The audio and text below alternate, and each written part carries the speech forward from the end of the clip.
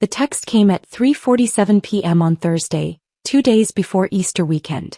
I was in my downtown office reviewing acquisition reports for Phoenix Real Estate Holdings, when my phone buzzed with a message from Mom. "Michael, don't come home for Easter. After what you've done to this family, you're not welcome here anymore. You're not family anymore after what you've done to your sister." I stared at the message for a long moment. What I'd done to my sister Sarah was refuse to give her husband $50,000 to cover his gambling debts. What I'd done to the family was suggest that maybe enabling his addiction wasn't helping anyone. I opened my photo gallery and scrolled to a document I'd photographed 3 months ago. A property deed with very specific details. I attached it to a reply message with no text and hit send. Then I sat back and waited. The photo showed the deed to 847 Maple Street, Riverside Heights, my childhood home where my parents had lived for 35 years. The deed clearly showed the current owner, Phoenix Real Estate Holdings LLC. What it didn't show, what my family had never bothered to learn, was that I was Phoenix Real Estate Holdings. My phone rang exactly 31 minutes later. "Michael." Dad's voice was shaky, confused. "We need to talk." "Do we?" "Because your last message said I wasn't family anymore." "Son, I'm looking at this deed you sent. There must be some mistake. It says Phoenix Real Estate owns our house, but we've owned this home for 35 years. You owned it. Past tense." "What do you mean past tense?" "Dad, remember 3 months ago when you called me crying about the reverse mortgage you'd taken out? When you said the bank was going to foreclose because Sarah's husband had stolen money from your account to pay off his bookie?" Silence on the other end. "Remember how I said I'd look into it? How I said I might know someone who could help?" "Michael, what did you do?" "I bought your house. I paid off the reverse mortgage, cleared all your debts and transferred the property to my company. You've been living there rent-free for 3 months. That's impossible. You're a security guard at some tech company. You don't have that kind of money." I almost laughed. After 10 years he still thought I was a security guard. "Dad, I haven't been a security guard in 8 years. What are you talking about? You work security at that computer place downtown." "I own the computer place downtown. I own the building it's in. I own most of the buildings in downtown." The line went quiet for so long I thought he'd hung up. "Dad." "Michael, I don't understand what you're saying."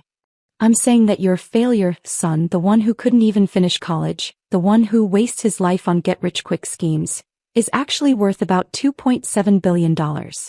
That's not possible. Check the business registry. Phoenix Real Estate Holdings, Phoenix Development Corporation, Phoenix Investment Group. All of them list Michael Torres as CEO and sole owner." "Michael, if this is some kind of joke." "It's not a joke, Dad. The family home you just banned me from, I own it. The car dealership where you bought Mom's SUV last year, the restaurant where you had your anniversary dinner, the medical center where Sarah gets her treatments, I own that too. Why didn't you tell us?" "I tried to tell you. Every time I mentioned expanding my little real estate thing, you told me to get a real job.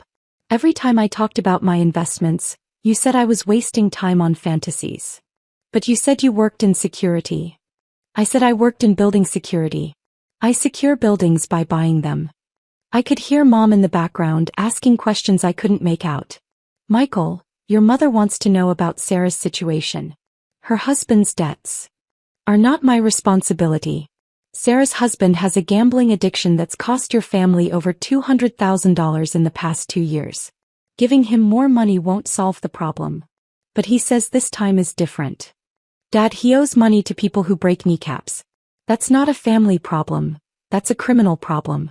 I offered to pay for rehab, to set up a payment plan with his creditors, to help Sarah file for divorce if needed.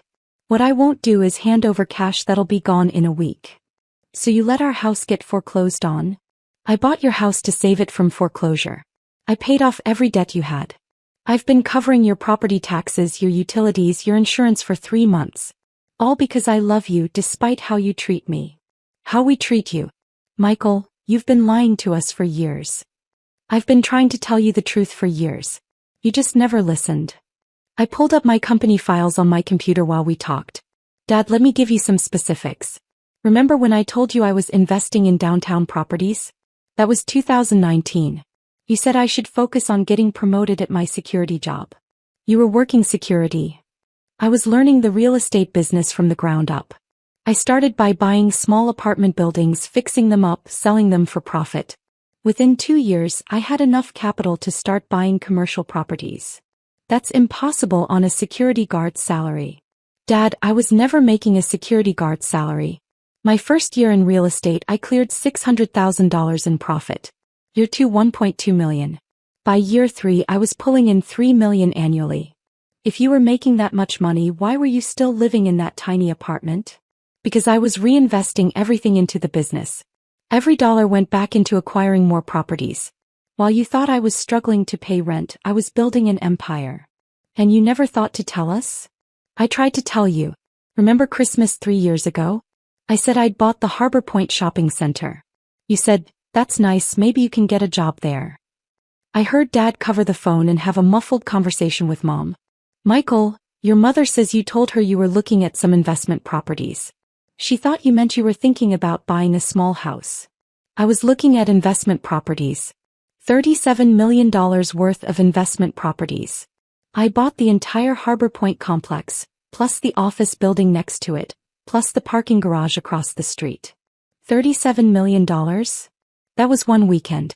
Dad, do you remember the Riverside Mall renovation project that was in the news last year? The one that revitalized the whole downtown area. Of course. It was huge. Brought hundreds of jobs, millions in tax revenue. That was my project. Phoenix Development Corporation handled the entire renovation. I spent $80 million turning a dead mall into a mixed-use complex that now generates $12 million annually. You're saying you personally funded that project? I'm saying I own that project. The mall, the office towers they built, the apartment complex, the hotel, the restaurants, all of it.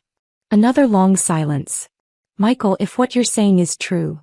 It's true, Dad. I can send you financial statements, property records, business filings. I can show you my company's annual revenue report. We cleared $460 million last year. Why didn't you help Sarah earlier? I offered to help Sarah. I offered to pay for her husband's rehab, to cover the legal fees for bankruptcy, to set them up in one of my rental properties at no cost until they got back on their feet. Sarah said she didn't want charity from her wannabe entrepreneur brother. She said that. She said a lot worse than that. She told me my pretend business was embarrassing to the family. She said I should stop playing real estate mogul and get a normal job like normal people. Michael, we had no idea. You had no idea because you didn't want to know. It was easier to see me as the college dropout who couldn't get his act together. I could hear Mom crying in the background now. Son, what do we do now? That's up to you, Dad. The house is yours to live in for as long as you want. I'm not kicking you out. But I'm also not pretending anymore that this family respects me or values what I've accomplished. Of course we respect you. Dad, you just told me I'm not family anymore because I won't enable Sarah's husband's gambling addiction. Does that sound like respect? We were angry. We thought you were being selfish. Selfish? I've been anonymously paying for Sarah's medical treatments for 2 years. Her insurance doesn't cover the specialist she sees. I cover the difference. The experimental therapy she tried last year? I paid for that. The reason she can afford her medication? I set up a medical trust that covers all her healthcare costs. You've been paying for Sarah's treatments? Everything. Every doctor visit, every prescription, every treatment. Sarah thinks her insurance covers everything because that's what the billing department tells her. What actually happens is that Phoenix Medical Holdings covers any costs her insurance doesn't. Phoenix Medical Holdings? I own 17 medical facilities across the state, including the cancer center where Sarah gets treated. I could hear Dad putting pieces together. The Torres Medical Center that opened downtown last year. Named after Grandpa. I wanted to honor his memory. He was the only one in the family who believed I could build something meaningful. Michael, we owe you an apology. You owe me more than an apology, Dad. You owe me the respect of actually listening when I tried to tell you about my life. But you said you worked in security. For the first 6 months after I dropped out of college, I did work security. Night shifts at office buildings, which is where I learned about commercial real estate. I met building owners, learned about property management, figured out how the business worked. And then, Then I saved every penny I made, took out a small business loan, and bought my first property. A 4-unit apartment building that was about to be foreclosed on. I fixed it up, raised the rents, and sold it 8 months later for twice what I paid. That was 10 years ago? 9 years, 7 months. I've been in real estate full-time since then. I left security work after my first profitable sale. So when we've been asking about your job, I've been telling you about my job. I just haven't been explaining it in terms you wanted to hear. My assistant knocked on my office door. I motioned her in. Mr. Torres, your 4:30 appointment is here. The mayor wants to discuss the waterfront development project. I covered the phone. Tell him 5 more minutes. That I have to go. I have a meeting with the mayor about a $400 million development project. The waterfront project? The one that's been in the news. That's mine too. Phoenix Development is the lead contractor. Michael, wait. About Easter. What about it? We want you to come home. Please. We need to talk about all of this. Do you want me there because you found out I'm wealthy, or do you want me there because I'm your son? We want you there because you're our son. The money doesn't matter. The money has always mattered to this family, Dad. Sarah's husband's money problems matter. My apparent lack of money mattered. The fact that you thought I was unsuccessful mattered enough to make you ashamed of me. We were never ashamed of you. Dad, you introduced me to your friends as our son who's still figuring things out. At family gatherings, you changed the subject whenever anyone asked about my work. You were absolutely ashamed of me. You're right. We were. And we were wrong. Yes, you were. Michael, what can we do to fix this? I looked out my office window at the city skyline. Half of what I could see belonged to me in some way. Buildings I owned, projects I'd developed, businesses I'd invested in. My family had spent nearly a decade seeing me as a failure while I quietly built one of the largest private real estate empires in the region. Dad, here's what's going to happen. I'm going to come to Easter dinner. But we're going to have some new ground rules. Okay. First, Sarah's husband is not welcome in my presence until he's completed a rehabilitation program. I'll pay for the program, but he has to complete it. Understood. Second, no more dismissing my business as playing entrepreneur or suggesting I need to get a real job. I employ over 3,000 people across my companies. This is about as real as jobs get. Of course. Third, I want the family to understand something. I've been taking care of all of you for years, even while you treated me like a disappointment. I did it because I love you, not because you deserved it. Michael, we're grateful. I'm not finished. Fourth, from now on, when I tell you about my work, my investments, or my plans, I want you to actually listen. Ask questions. Show interest. Treat me like an adult who knows what he's doing. We will. And finally, I want a formal apology from the entire family. Not just for today's text message, but for a decade of treating me like I was wasting my life. You'll have it. Good. I'll see you Sunday at 2 p.m. Michael. Yeah. I'm proud of you, son. I should have said that years ago. You should have. But you're saying it now, and that's a start. After I hung up, I sat back in my chair and considered the conversation. 10 years of building an empire while my family saw only failure. 10 years of trying to share my success while they heard only pipe dreams. 10 years of proving myself while they waited for me to grow up. My assistant knocked again. Mr. Torres? The mayor is getting impatient. Send him in. Mayor Rodriguez entered with his usual confident stride, but I noticed him looking around my office with obvious appreciation. The custom furniture, the original artwork, the view that commanded half the city. Michael, good to see you. I wanted to discuss the timeline for the waterfront project. Of course. Have a seat. I also wanted to mention that the City Council is considering you for the Economic Development Award this year. Your investments have created over 15,000 jobs in the past 5 years. That's very kind. Between the mall renovation, the medical center, the waterfront development, and all your smaller projects, you've basically rebuilt our downtown district single-handedly. I smiled, thinking about my family's reaction when they learned about the award. Mayor, can I ask you something? Sure. What did you think when you first heard about Phoenix Real Estate Holdings 5 years ago? Honestly, I thought it was another out-of-state investment firm trying to flip properties for quick profit. I was skeptical. And now, Now I realize you're the best thing that's happened to this city in decades. You invest in communities, not just buildings. You hire locally, you support local businesses, you actually care about the places you develop. That means a lot. Michael, can I ask you something personal? Go ahead. How did you build all this so young? You're what, 32? 31. And I built it by starting small, reinvesting everything and learning the business from the ground up. I also built it by not listening to people who told me I was wasting my time. Family pressure? Family dismissal. They thought I was playing games instead of building an empire. That must have been frustrating. It was. But it also motivated me. Every time someone said I should get a real job, I bought another building. Sunday arrived with typical spring weather. Sunny and mild, perfect for Easter dinner. I drove to my childhood home in my usual car, a 5-year-old Honda Civic. My family had always commented on my cheap car, not realizing I preferred to invest my money rather than spend it on status symbols. I parked in the driveway of 847 Maple Street and looked up at the house I now owned. It was a modest 2-story colonial, probably worth $300,000 in the current market. For me, it represented something much more valuable. The place where I'd learned the importance of family, even when family doesn't appreciate you.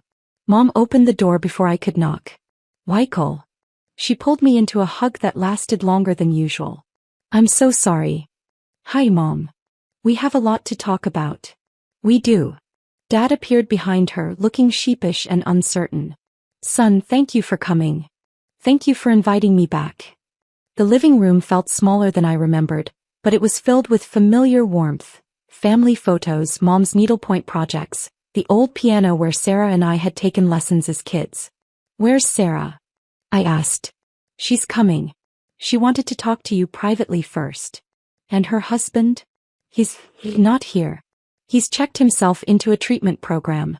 The one you offered to pay for. I nodded. Good. That's a start. Mom sat down across from me, twisting her hands nervously. Michael, we owe you an explanation. I'm listening. We never understood what you were doing. When you dropped out of college, we thought you'd given up. When you took that security job, we thought you were wasting your potential. And when I started buying properties, we thought you were taking risks you couldn't afford. We thought you were going to lose everything. So you decided to treat me like I'd already failed? Dad joined the conversation. We thought we were protecting you from disappointment. We thought if we kept encouraging you to get a stable job, you'd avoid financial ruin. Instead, you avoided seeing my financial success. We're seeing it now, Mom said quietly. Michael, I drove past the Torres Medical Center this morning. There's a plaque by the entrance dedicating it to your grandfather's memory. Grandpa believed in me when no one else did. He would be so proud. He would be proud that I built something meaningful. But he'd also be proud that I never gave up on family, even when family gave up on me. Sarah's car pulled into the driveway. Through the window, I watched my sister sit in her car for several minutes before getting out. She looked tired, older than her 29 years, worn down by stress and worry. She knocked before entering, unusual for someone visiting her childhood home. Hi, Michael. Sarah. I need to apologize to you. Publicly in front of Mom and Dad. She sat down heavily, the weight of recent events visible in her posture. Michael, I said terrible things about you and your business. I called you a dreamer, a wannabe entrepreneur, an embarrassment to the family. You did. I said those things because I was jealous. You dropped out of college and still managed to build something successful. I finished college, did everything right, and my life fell apart because I married the wrong person. Success isn't about following a prescribed path, Sarah. I know that now. Michael, Mom told me about the medical treatments. About how you've been paying for everything. You needed help. I could provide it. But you never told me. You let me think my insurance was covering everything.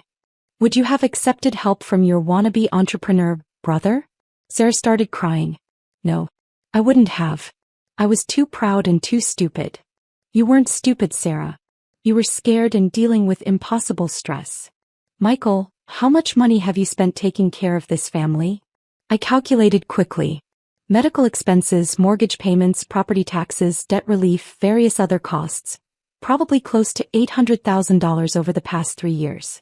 The room went silent. $800,000, Dad repeated. It's not about the money. Michael, it is about the money, Mom interrupted. Not because money matters more than family, but because it shows how much you were willing to sacrifice for people who didn't appreciate you. You're my family. That's what family does. No, Sarah said firmly. That's what you do. That's who you are. The rest of us were too self-absorbed to notice. I looked around the room at 3 people who had spent years seeing me as their biggest disappointment, now realizing I'd been their biggest supporter. So what happens now? I asked. How we start over, Dad said. We start treating you with the respect you've earned and the love you've always deserved. And we start acting like real family, Sarah added. The kind of family that supports each other instead of judging each other.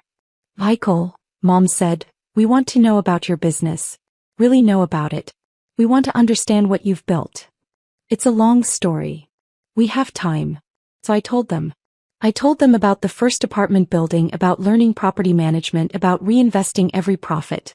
I told them about the expansion into commercial real estate, about the development projects, about building a company that employed thousands of people and transformed communities. I told them about the sleepless nights, the financial risks, the moments when I doubted everything. I told them about the satisfaction of seeing empty buildings become thriving businesses, about creating jobs and opportunities for other people. The best part, I concluded, isn't the money or the recognition. It's knowing that I built something that makes communities better. And you did it all while we thought you were failing, Dad said sadly. I did it because Grandpa taught me that success means helping other people succeed. Even when those people don't believe in you yet. As we sat down for Easter dinner, I looked around the table at my family. Flawed, stubborn, sometimes cruel people who were also capable of growth and love. The turkey was perfect, the conversation was genuine, and for the first time in years I felt like I was actually home. Michael, Sarah said as we finished dessert, I have a question. Shoot. The house we're sitting in, you really own it now? I do. Are you going to charge us rent? I smiled. Sarah, I bought this house to save it from foreclosure. I bought it to preserve the place where we grew up, where Mom and Dad built their life together. Why would I charge you rent to live in your own home? Because you're a businessman? I'm a businessman who's also a son and a brother. This house doesn't need to generate profit. It needs to generate family memories. Mom reached across the table and squeezed my hand. We love you, Michael. All of us. I love you too. All of you. Even when you're wrong about me. Especially when we're wrong about you, Dad added. That's when you need family love the most. Later that evening, as I prepared to leave, Dad walked me to my car. Michael, that award the mayor mentioned, the Economic Development Award? What about it? Your mother and I would like to be there when you receive it. You want to come to a business awards ceremony? We want to come watch our son get recognized for changing an entire city. It's just a plaque and a dinner, Dad. No, son. It's a chance for your family to finally see you the way the rest of the world sees you. I thought about that as I drove home to my downtown penthouse. Another property my family had never seen, another part of my life they'd never bothered to explore. But that was changing now.